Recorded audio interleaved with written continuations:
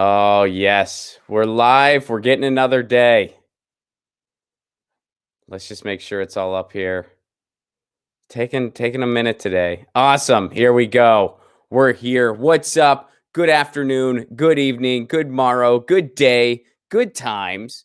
Whatever's I hope you are staying safe. I hope you are staying well. I hope you are staying home. I hope whatever the situation is in your world, it's awesome. It is Wednesday, May 13th, in this quarantine year of our Lord 2020. And I got a special guest today. I'm so excited to talk to this guy. I'm a big fan of his work. He is a YouTuber and a journalist and an activist over in the UK. And we're going to talk about some stuff here today. Please welcome to the show, Gordon Dimmack. Gordon, how are you? I'm very well, Ron. How are you, mate? I'm great, man. Thanks for coming on the show. Good to see It's you. great Good to to be talk to here. you. So, I want to start here. We're going to talk about what's going on in the pandemic in our respective countries and some other things as well. But I got to say, and I'm curious your take on this. When Jeremy Corbyn lost, and I was following it from the States, I was watching a lot of your guys' media, and I know the BBC has its problems, and you talk a lot about those problems. But in my experience and what exposure I've had, your media is nowhere close to as bad as ours. Like it doesn't even feign a candle. Like ours is so much more terrible. Like even on its worst day, the BBC is still better than the corporate media in the United States. Would you agree with that? Well, yes, but what you've got to understand, Ron, is when did CNN start? Like 1992, something like that, 1988. That's when CNN started. The BBC started like, 100 years ago or something like that. So they've had a century of practice on propaganda. So it's a hell of a lot more subtle over in the UK. Whereas in the US, you just get it full on in your face like you do with basically everything else. But it's all right. So I'll give you, for instance, there was this journalist over in the UK, and I think it was just a BBC radio broadcast that I was listening to, but I was able to like stream it online, and they were comparing some of the unlikely areas where Boris Johnson won, and they were saying, this is kind of similar to the way Trump won in Pennsylvania over in the United States. Mhm. That would never happen in the corporate media in the United States. I could never imagine Chuck Todd being like, yeah, and that's just like how when Boris Johnson won over in Slaw, that's the same thing. Like they would never be able to make that type of comparison. I mean, I think, if we're going to go with Chuck Todd as a, for instance, I would not be surprised, and I'm not even embellishing here, I would not be surprised if that guy didn't know who Labor and the Tories were. I wouldn't be surprised if he didn't know what that meant. If you were just like, what are Labor and the Tories? He's like, is that a Dickens novel? What are we talking about? I Oh, wouldn't come be on. shocked if he didn't know. Ron, I'm Ron. serious. Chuck Todd is a rocket scientist. Chuck Todd is Elon Musk level of intelligence. Is Chuck Todd? No, it's. I must admit there have been times. I mean, I'm fascinated by American politics. I have been ever since I started my channel. I mean, when I started my channel back in 2017, we had our prime minister, our leader Theresa May, was talking about the most naughty thing that she'd ever done, and she was talking about running through fields of wheat, a farmer's fields of wheat. Whereas at the same time in America, all the news was about Stormy Daniels beating the president on the backside with a copy of Time magazine, I think it was, or something like that. So everything that we do is generally kind of on low key, and then America just tends to be bigger and better. Well, not necessarily always better, I suppose. It's fascinating though watching. So let's talk pandemic. How has it been going for you? What is it like over in England? Um, Generally, people in the UK are. I think you will have noticed this. We're generally quite polite people anyway. I mean, you know, somebody steps on my foot and I apologize to them. That's the sort of thing that we do. But what I've noticed over the last couple of months is that has been ramped up right to 10. Everybody's just been so polite immediately, after the first, I think, 24, 48 hours of everybody losing their heads. People sort of went, okay, all right, fine, let's get through this. And then, the government pretty soon came out and said, okay, we're going to pay 80% of people's wages. And then they pretty soon came out and said, we're going to pay 80% of the self-employed's wages. So they pretty much did what we wanted them to do, and that was press pause pretty much on the economy, you know, and say, okay, we've pressed pause, we've looked after everybody as best as we can.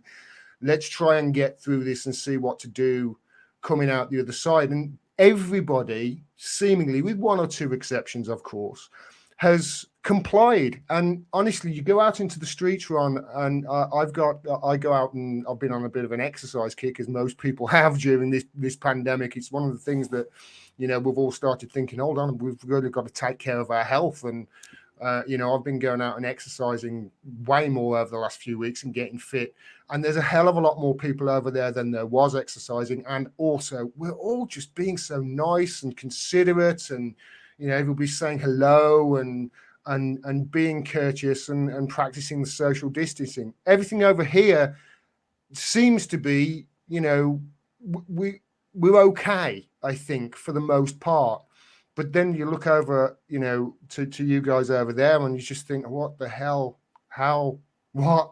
What's going on? You know, we seem to have I'll tell you pause on everything and said, right, okay, we'll figure out a way forward. And to look at, I mean, I was trying to explain it to somebody yesterday what America essentially has done and how it differs to what we've done over here in the UK. And in America, your answer, I think in the 2008 crash, I heard Mark Blythe once give the analogy that it was the same, you know, when the crash happened and the bailout happened, it was like you wanted to put water in the kettle. And what the Fed did was jam a high pressure hose through your letterbox and turn it on full. Hopefully, some water will get into that kettle. That's essentially how you did the crisis in 2008 and how you come out of it. This time, maybe you can explain it to me better, but it looks to me like how you're handling it is you need to put water in the kettle again. So this time you've lined the San Andreas fault with TNT, and you're going to create a tidal wave of water to wash over the United States in the hope that some of it will get in the kettle. And of course, people like you and I just sit in and think, just get the kettle and walk over to the sink and turn it on and put money into people's accounts because that's what they need. And for some reason, I love that analogy. I think the way I would put it, and you know, maybe you like this, maybe you don't. I would say that the kettle is the people, and we need water in the kettle. That's exactly what it is. But what happened was the donor class in Wall Street, they showed up with a bucket and they were like, fill up this bucket.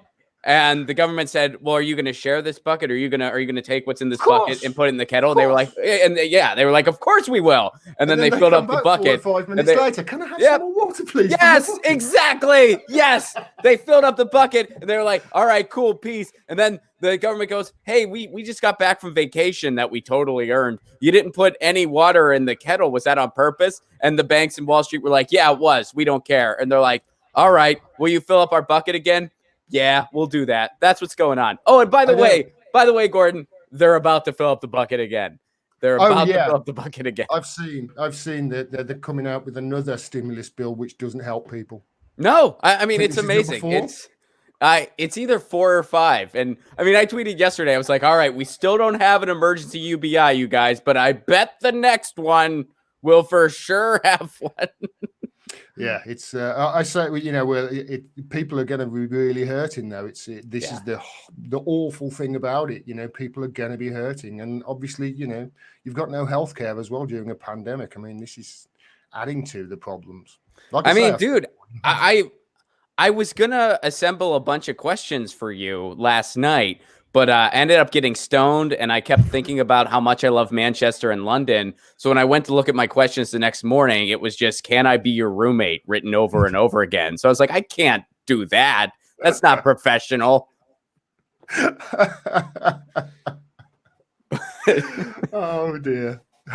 Good fun. So we were talking a little bit off mic, and I'm curious to know what's going on there. What are they doing over in the UK as far as helping businesses out? Because I mean, here in the US, you always hear small business, but what that really is it's a dog whistle saying to the big corporations, hey, there's going to be a way for you to get a bunch of cash. Because what we did is we had these triple P loans, which they were supposed to help quote unquote small businesses, but what we designated a small business is quite loose over in the United States. So in reality, who ended up getting all this money?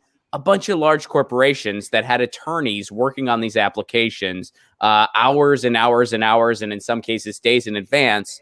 And the people who were actual small businesses who right now don't have time to be filling out a dissertation's worth of paperwork to get a loan they should be getting automatically because they're worried about their kids or their employees or whatever else. They're not getting a dime of this, or they're getting something nominal like $1,000 or some low amount. So that's what's going on here. And when I walk around my neighborhood, I'm horrified at the idea that when all this is over, every single one of these businesses that are run and operated and employ local people and add to the goodness of our society because they're cool, unique, local businesses are all going to be cheesecake factories. Yeah. And if you're not familiar, that's a shitty chain restaurant here in the U.S. I don't know. I wasn't sure. Do you know what the Cheesecake Factory is? Yeah, I do. Okay. I've never been there, fortunately. You're not missing anything. I know what they are. Yeah, I did. We've done something similar over here, although not even close to the colossal amount that you seem to have printed over there. I think they've 300 billion. I think it was the figure that they put in a pot. But then, they're for businesses, but then smaller businesses, I would have thought, Ron, that have a larger amount of their outgoings, or certainly my limited business experience. They have a higher proportion of their outgoings as the wage bill. And obviously with the government essentially saying, we're going to pay people's wages until you get through this, they've just extended it till October. Although they have said we're going to have to go 50-50 on it, I think, from August onwards. Businesses are pretty much, they've been put on life support if the small businesses have. Because if you're paying the wages of people, then, they're not having to lay anybody off. And they can pretty much just go, okay, we'll put things on hold for a few months. I mean, obviously, everybody is going to be in the same predicament. Small businesses won't be able to pay their rent, but then the people who own the property are usually, some funds, they won't be able to pay their rent. So it's a knock-on effect. So over here, they seem to have pressed pause on the economy, and this is really helping people out, paying people's wages, paying, the people who are self-employed, paying 80% of what they earn, up to £2,500 a month. That is really what's extending that's really what's helping the small businesses out. Now, with regards to how much of that money they're going to get, I suspect it's going to be the same as the story over there with you. I mean, we've got Richard Branson over here at the moment begging for a bailout of his airline, of which I think our government's going, I think we rather like the look of Virgin Galactic, Richard. I think that's the case, because he tried to put his island up as collateral, and I don't think we wanted to do that. But essentially, my fear at the beginning of this was that the larger businesses were going to get the bulk of that money and obviously do what they did over there with the stock buybacks and the share buybacks, etc., and boost their share price up. But I think paying the people's wages over here is really going to help those smaller businesses out, whereas in America, they just haven't had that at all, have they? Yeah. No. I mean, it's been, in so many ways, we have proven ourselves to not even really be a country at this point. And that's not an embellishment. We're just a corporation with state lines. It's just like our response has been remnant to third world countries. And it's not that we don't have the resources. We do. We have the financial resources. We're just printing money. They even said that. They even said that on TV. They're just like, yeah, we just moved the decimal point to give these trillions away. And, if you look into MNT, we can do that for people too. They're choosing not to. And just bill after bill. To use another analogy, it's almost like a couple of months ago. Obviously you've seen the film Titanic. It's like we're in the movie Titanic in the minutes after they've hit the big iceberg, we'll call it the iceberg COVID-19. And everybody's like, okay, some people got hurt, but they're all just stopping still. And it's like, well, we're not sinking yet. But of course, it's only later in the movie that the poor people will start drowning because they've been locked below decks and the rich have all buggered off in the lifeboats. Mm-hmm. This is going to be something that, we're going to see going forward. So switching gears a little bit, how would you compare? And I know you've covered this a lot on your show, and I've watched your coverage, but how would you compare what happened with Jeremy Corbyn over in the UK to what happened with Bernie Sanders? Looking at it now, he was. It's so similar, Ron, because he was caught in a pincer movement. Jeremy Corbyn was. He was caught in a pincer movement. It was his own PLP, and obviously you got the media and everything. It was all, they were never going to let him be prime minister. It was just, that was clear. And to an ordinary working class voter like me, I was looking at it, was just thinking, well, you're clearly not. You're just thumbing in the eye of democracy here, are you? This is clearly the will of the people doesn't matter here. And it's so similar to what's happened over there, because I think Bernie was caught in a pincer movement as well. He couldn't, he was having to placate within this two-party system. And he was having to do that. I mean, even Tulsi was saying you couldn't do anything outside that two-party system. So he was having to work within the realms of that system. And whenever you're in that situation, as he was and as Bernie was, your opponents are in front of you. He's got the Republicans there, Bernie has, and Jeremy Corbyn's got the Conservatives there. They're your opponents. His enemy is behind him, in his own party, in his own backbenches. His enemy is in the Labour Party, and it's come out, recently, what we all knew, that the Parliamentary Labour Party were actively hamstringing him. They were actively trying to stop him from winning, and he come very, very close to winning in 2017. If it wasn't for the Parliamentary Labour Party doing what they did in 2017, most people say that he would have won. It's very similar. And you have to ask why. I mean, I have a theory with Jeremy Corbyn, and let me explain to you what it is. See, I think he didn't want to win. I think he is responsible for COVID-19 because, now hear me out, Ron, because this is genius. Because if you think about it, who does Jeremy Corbyn dislike? Well, the banks, he doesn't like the banks, and right now the banks are absolutely crapping themselves. He doesn't like the look like this. He doesn't like the stock market. He doesn't like JC Morgan. He doesn't like all these people. They're running around like headless chickens now as well. He doesn't necessarily, he's not a big fan of the royal family. Well, Prince Charles caught COVID-19 and hashtag abolish the monarchy started trending on Twitter. So, all of the people that Jeremy Corbyn doesn't like, and all the people that don't like Jeremy Corbyn, all of a sudden they're crapping themselves through this COVID. And then if you actually factor in what does Jeremy Corbyn really stand up for? Well, he stands up for the working people, the working class of this country. And who do we love at the moment? The essential worker, the working class, the nurse, the doctor. These are the people that Jeremy Corbyn has been championing. Are you listening to me, Ron? And then if you add in, hold on, wait a minute. Jeremy Corbyn always says we need to look after the elderly and the sick and the vulnerable. Who is forefront in our minds right now? The elderly, the sick, the vulnerable. And then if you factor in the fact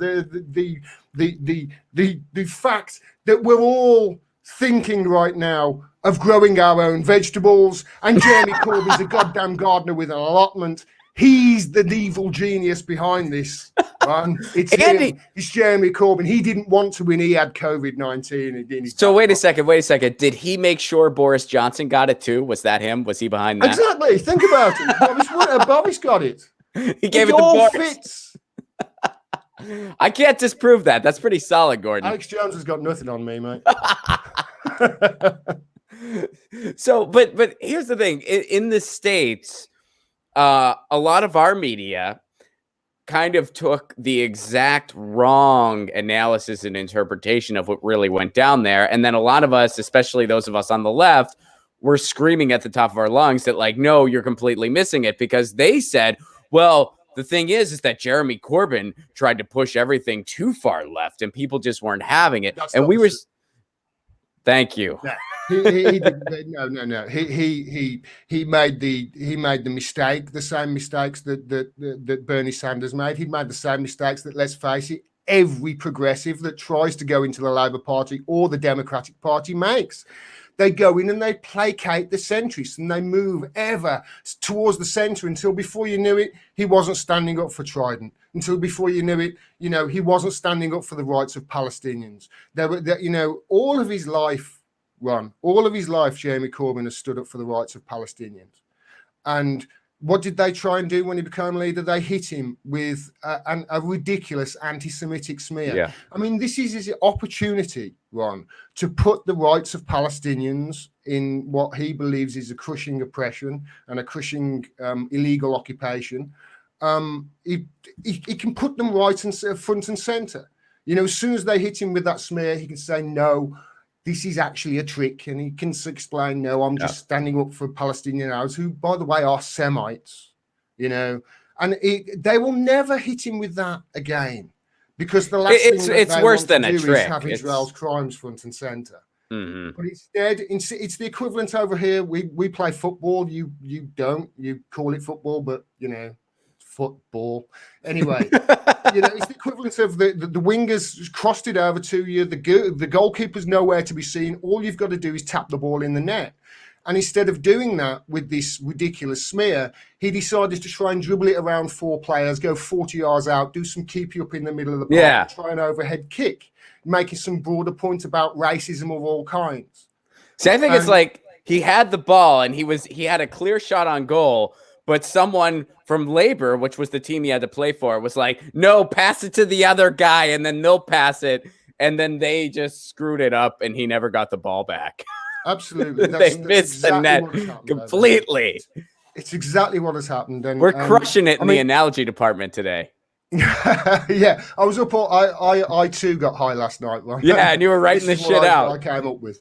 You were like, Ron's gonna ask to be my roommate, and then in football, we're going there. Who's your team? We wouldn't get anything done, mate. I know, right? It'd be like what was his name, Kumar from White Castle or whatever it was called. Harold and Kumar. Who's your football team? I used to, when I cared about sports, I used to be a Manchester United supporter. Okay. I stopped caring about it, I think, about 15 years ago when I realised it didn't matter. And I come from Wolverhampton there, so I like to see the Wolves do well, and they were this season until I think the season's now going to get cancelled there. Yeah. So are they? Is that in the Premier League as well? Yeah, they're in the Premier League. Okay. All right.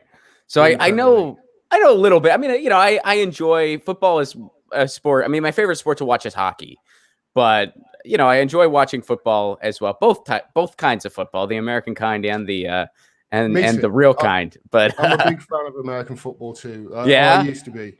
I don't really watch them as much, and I don't care about them anymore. About team sports. It's an escape. I mean, that's all it is. It's fun, but I like I have a lot of family over in Italy, so like a lot of the teams that I like the best are C League teams that I would never get to watch ever, because like I just have family ties to like Napoli. Like my family are big Napoli fans, and whenever I wear my Napoli jersey in Italy, that's the only time people wouldn't just start speaking to me in English, because they would think, they were like, how does he have that shirt? He must be from here, even though he doesn't look like it in any other way. But look at that shirt. And they would actually speak to me, which is what I wanted, because I speak Italian, and when I'm over there, I try to practice and get better at it. So I don't want people to speak to me in English. So I would wear that shirt as much as possible, so they actually spoke to me in Italian. But yeah, I know one word in Italian, pronto, and I just kept saying that all the time. So you're ready to talk. It seems to work. That is what you're supposed to say when you answer a phone. So whenever you met people, they knew you were ready to talk on the phone. They were like, this guy, technology, he's got it. Hey, I was ready to go because that's the only word I know. Pronto. Ciao works just as good. You can just go with ciao. Oh, ciao, yeah. Ciao. I know that one. Yeah, ciao. Yeah, ciao. Yeah, so you were ready. You knew. You were there. Have you been? I don't think I know any more there. That's the limit of my Italian. That's like that scene in I think there was like a scene in Inglourious Bastards where it's like they were like these Americans, and it's a World War II Oh era movie. yes, You know that yes, scene yes, where they're yes. just like, "Do you guys know any languages other than English?" And the guy goes, "I know a Italian. little bit of Italian," and then he knows like 2 words, and then he Yeah, I and then actually like watched that again a few weeks ago. it's a fun I watched movie. a lot of good Yeah, movie. it's a fun movie. So let's go to this. I wanted to share a little bit of the news today. And this is happening here in the United States.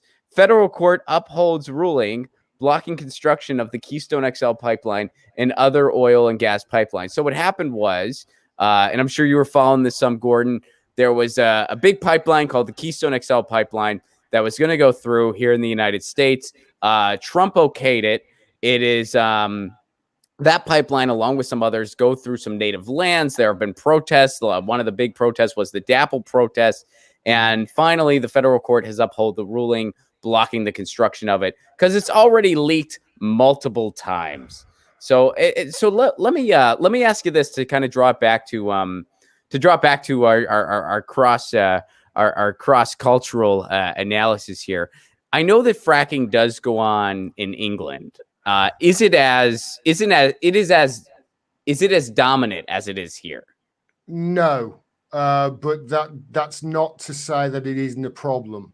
Mm-hmm. I looked a little bit into this fracking business, Ron. It's a big pot. This fracking business is. It's another Ponzi scheme, isn't it? Yeah. It's another one of these things where actually, if you look at the companies who are involved in fracking, very few of them actually make money, and they get a lot of money thrown at them. They just and I haven't seen the details of it, but whenever you get into, there's a guy over here.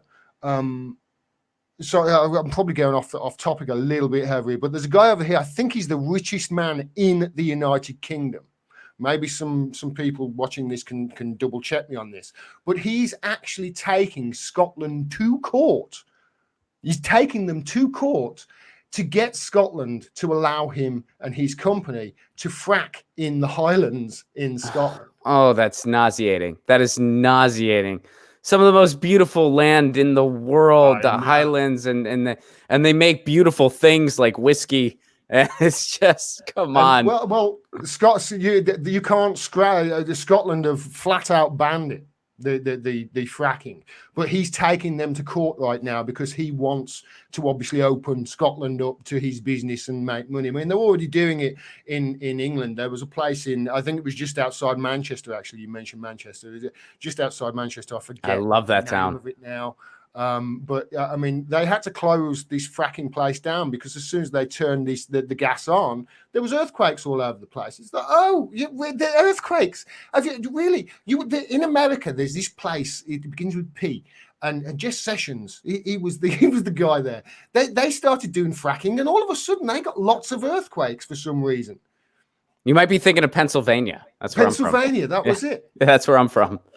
Yeah, I mean, there was a load, and as soon as they opened it up for fracking, all of a sudden the earthquakes went through the. I wonder why that is. Yeah, well, the way we do it. But to be honest, Ron, I think it's right. I think what this world needs more of, going back to the Keystone, is oil. That's it. It needs more oil. It needs more oil, more gas, more fossil fuels burnt and thrown into the atmosphere. That's what it's been needs. helping us out so far. If we're going to go out, we might as well go out with a bang. Do it well. That's what I say. Yeah, I mean, the way we do it here, I mean, getting back to the Ponzi scheme thing you said, the way it goes down in the United States, there's all these third-party contractors that they just throw all this money at. They exploit the environment completely. All of this so-called energy. First of all, it's like, I forget. Someone made the analogy. Oh man, what was the guy's name? Stephen Machot. He was a guy who ran for office in Florida. He made this analogy on my show, and I loved it so much. He said, like, fracking in general, it's like blowing up a person's body to try to get them to fart, and it makes zero sense. And what little quote unquote energy you get, first of all, we should be getting off fossil fuels. What little energy we get, they send all over the world. So whenever they make the argument in the United States, which our politicians make, and the people who justify fracking try to make, that it's like, oh, well, we need it for our energy needs. No, we don't, because none of that quote unquote energy even stays in the United States anyway. It's just shipped off elsewhere. So the only thing you're doing is padding a CEO's pocket. and you're just wrecking the environment in the meantime. And that's how the system is. So in the United States, it's not just like, oh, we need to think about our land. This is a business opportunity for the 1%. And that's why other countries like Scotland and England have a much better response to this than the United States. Y'all aren't perfect, but y'all are a lot better. And when you first said, I didn't know Scotland had a straight up fracking ban, I'm thrilled to hear that. I'm not 100% sure, but I think they did. I know he was taking them to court. He's like the richest man in the UK. Well, when you first said they've actually banned it, based on like the fluidity of our conversation, I thought at first you were saying they've banned whiskey, which I really panicked. For a split moment, I was like, we got to get over there and protest. Are you kidding? They can't do this to us. My nerves, they couldn't take that at the moment, Ron. No, they can't do that. When they said that off licenses over here were essential businesses, we all breathed a huge sigh of relief. You don't want to. My heart can't take that. Do you know why? Like multi-malts and blends are so popular to Scotland and not Ireland? Do you know why that is? No. So I learned this on my whiskey tour in Edinburgh, and to their credit, this was Edinburgh telling the story. So basically, it's as simple as in Scotland, they were trying to get, like, they were just doing single malt whiskeys, like how it all began. Mm-hmm. And theirs was just not as good as what Ireland made. And no matter what they did, like, they could not get theirs as good as Ireland. So eventually they were just like, well, we're just going to make something else. And they started blending a bunch of stuff. And they had trial and error. Sometimes they would make something. They were like, wow, this really sucks. Other times they were just like, this is great. We're calling it Scotch. And that's how it happened. That's brilliant. It all came down to, right? I mean, they were just like, well, innovative. Yeah. And they just said, they were like, hey, aces in their places. Ireland, they got the single thing down. We weren't going to be able to touch that. So we did our thing. And now you can enjoy everything. Isn't that great? And we were just like, yeah, I mean, that's the recipe for world peace, isn't it? That's beautiful, man. I love it. I love a Scotch wish. I love a nice Scotch. So me too. I started at a, huh? It's my drink. I love whiskey. Well, I got into like the Scotch blends early, and it's the nerdiest reason in the world. When I was about like 13, maybe even a little younger than that, there was a movie that came out. I'm sure you know Good Will Hunting. That was the movie Good Will Hunting. So the guy who did the theme, it's not your fault. Yeah, it's not your fault, Ron. It's not your fault, Will.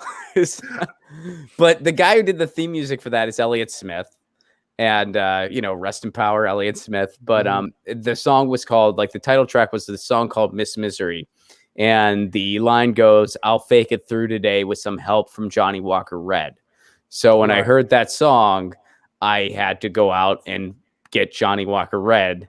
And that became my drink when I was like a teenager. And then I just got used. And now I just kept drinking blend. Sophisticated, man. It's a sophisticated drink. It means you're a man who's worldly wise.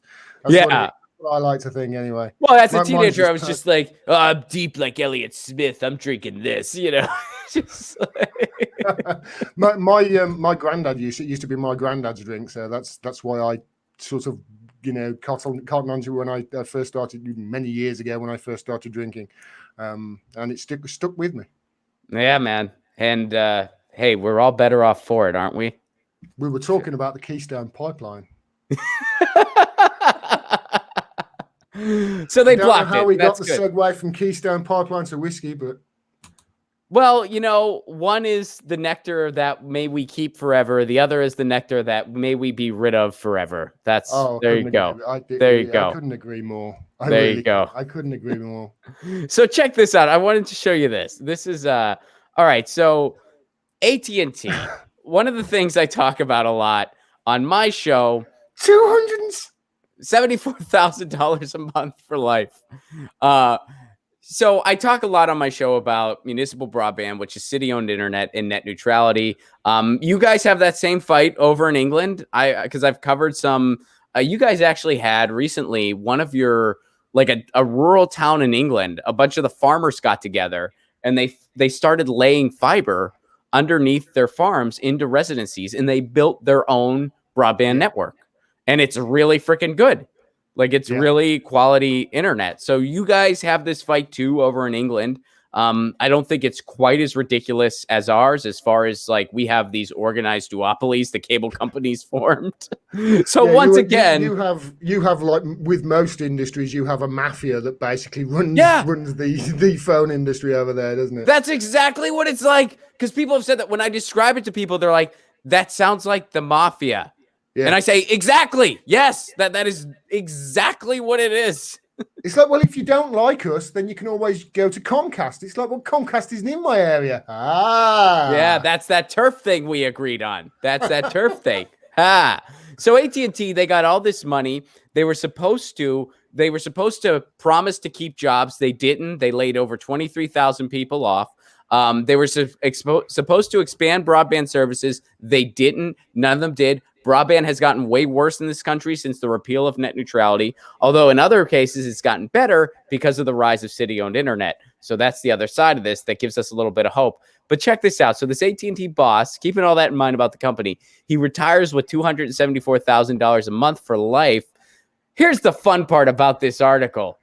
This headline, Gordon, is a good thing. Let's read on. Lucy, I'm sorry. I need to be able to see the keyboard. Here, come here. My co-host always jumps in at the wrong time. Lucy. Yeah. All right. So check this out. Not everyone gets personally insulted by the president of the United States when they announce their retirement. But when you're walking away with a pension plan big enough to buy a typical U.S. house every single month, do you really care? So here's what Donald Trump tweeted. Great news. Randall Stephenson, the CEO of the heavily embedded AT&T, which owns and presides over fake news at CNN, is leaving or was forced out. Anyone who lets a garbage network do and say the things CNN does should leave ASAP. Hopefully replacement will be much better. Now, file this under a broken clock is still right twice a day. You know, I mean, Trump tweeted this, and I actually agree with most of the stuff. Well, I agree with everything in this tweet. We agree for different reasons. His reason for not liking CNN is because he feels like they're mean to him. My reason for not liking CNN is because they're a corporate-owned entity that presents a blatant conflict of interest, and they parrot the needs of the establishment and the donor class. So much different. But so here we go. Company filings show that departing chairman and CEO is retiring with a staggering pension worth $64 million, enough according to industry data to provide the 59-year-old with a guaranteed income of $274,000 a month for the rest of his days. A month. How's your 401k doing? They're celebrating this. Gordon. I'm just wondering, I'm just wondering, in New York at the moment, you've got patients dying left, right, and center in the hospitals from COVID, and you've got the nurses running around on, I don't know what the 30,000 a year or something like that they get, and they're on the front lines, putting themselves and their family in danger right now for next to minimum wage and scraping through on the bread line, and no healthcare, by the way, as well. Obviously having to pay for their healthcare. I wonder what they think of that. Because this is obviously those are people that work tirelessly, that are right now are putting their lives on the line for people like you and I. Yeah. And they're scraping by. Meanwhile, this greedy SOB is getting $1 million, 3 million a year or something like that. Yeah, however, for retiring, for not working, for not doing anything. $274,000 a month. To not go to work. Yeah. And yeah, that is $3 million a year. Yeah, just to do nothing. And we're supposed to celebrate this because, Donald Trump insulted him. And Trump's bad, which is true. Trump is bad. Yeah. But it can't also be true that, we have to have a good guy and a bad guy in every for instance. So, if Trump's the bad guy, this predator who made his fortune being a predator, because AT&T is a predator company. Now he's getting $274,000 a month. We're supposed to celebrate this. You got to pick your good guy, United States, because you were raised on comic books that were sanitized by order of the government. That's what they're doing. They're not. It's not. It's not. You know the analogy with the tidal wave of money and the kettle. That's not. What they're doing with these stimulus bills is giving the top 1,000 richest people in America so much money. It's inevitable one of them will turn into a Marvel supervillain and powerful enough to beat China. It's the only explanation, Ron. There you go. Well, I mean, I feel like Bezos is already there, so I don't know why they needed to do all this. We already got our real life supervillain. We already got he's Dr. Evil. He's walking around right now, and he totally, even that thing that he did, he conned a bunch of cities into giving him billions of dollars worth of data about their infrastructure plans for the duration, just by being like, well, I might put my facility in your town. What do you want to do to get me? And the cities were like, oh, please, Mr. Bezos, what can we do? By the way, the jobs that he promised were very minuscule at best. The cost it was going to be to a city, any city who got it was going to lose out. A lot of people were saying that from day one. Yeah, because he doesn't pay any tax and because, he would use up a bunch of resources. And they finally did an actual study and they found out that was the case. They were like, oh, any city that gets this loses. That's why New York was like, we don't want you here. But of course, he picked New York, and then he picked right outside the Pentagon. You really think he didn't have that planned out in advance? You really think he was considering he wasn't considering anything.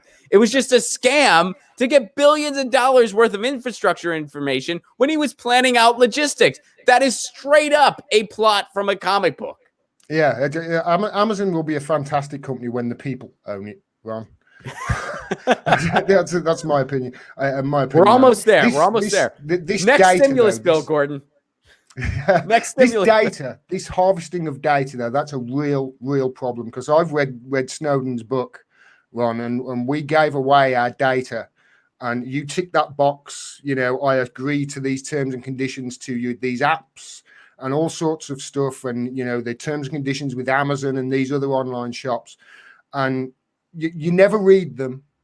I've heard it say that you could have the writings of Mein Kampf in these terms and conditions on these apps, and you'd still tick that box. We gave away our information is extremely valuable, and we gave it away for free. And companies like Amazon are now using it against us, and this is the thing that's really worrying going forward, I think.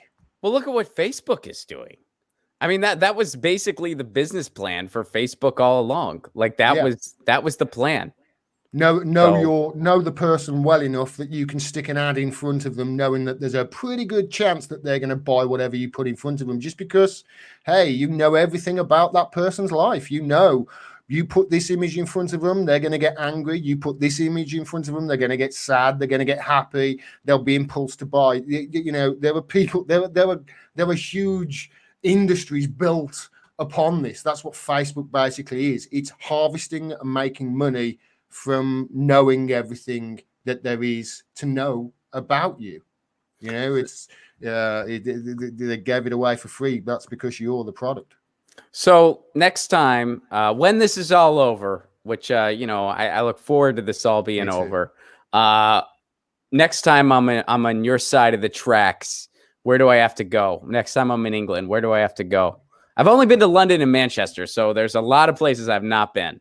I tell you, there's I love I do like the quieter areas in the UK, Ron. I'm a big fan of Scotland now. I've only been there recently. Actually, this year was the first time I've actually went to Scotland. No kidding. I went to Edinburgh. Nice. And I love the place, and I can't wait Edinburgh's to get back. great. I was going to go back actually during this lockdown, but obviously it happened and we can't get up there. But you should go to Wales as well. Wales is beautiful, as is the southwest, Newquay and Cornwall. Yeah, there's Newquay's like a little surfer town on the southwest. That's beautiful, and obviously in the Midlands, mate, we're great in the Midlands. Yeah, I'll come and show you the pie house. Oh, I'd love that. Oh no, I would love that, man. Just one of those just towns. I mean, yeah, that's such a special thing, and yeah, I can't wait to get back over there. Next time I'm gonna be touring over there. Next time I'm there, and hopefully it'll be, I was hoping it was going to be 2021. With all this, it might be pushed back to 2022, but it's definitely going to be soon. It's on my short list. First, I really look forward to that, mate. Me too, man. Luis, thank you so much for the super chat contribution. Luis says, Ron and Gordon, two of my favorite people. Thank you very much for that, Luis. We appreciate that very much. Gordon, Luis is that's my mom, by the way. I'm joking. I'm joking. Gordon's mom, hello. So where can people go to find out more about you, Gordon? You can go to gordondimmack.com or on Twitter at Gordon Dimmack or on YouTube, Gordon Dimmack. I'm Gordon Dimmack everywhere. Yeah. Thanks, man. Name spelt that way. Cheers, buddy. Thanks so much for joining me today. Everybody, thanks for tuning in. Luis, thank you for the super chat contribution. Guys, this has been Get Your News On with Ron. Check out Gordon Dimmack, GordonDimmack.com, and on Twitter at Gordon Dimmack. And your show's still going, yeah? You're still doing a bunch of shows on the YouTubes. Sure. I've had a couple of weeks where I've took some time off, but I'm getting back to it now. I'm starting it again today. Actually, I'm back in the swing of things. Nice, brilliant. So check that out. Love your work, Gordon, and especially you've been very outspoken for Julian Assange. I appreciated all your coverage there a lot. And yeah, man, we'll have to do this again soon. Talk whiskey again. All right, man. Cheers. Thanks, Ron. Peace.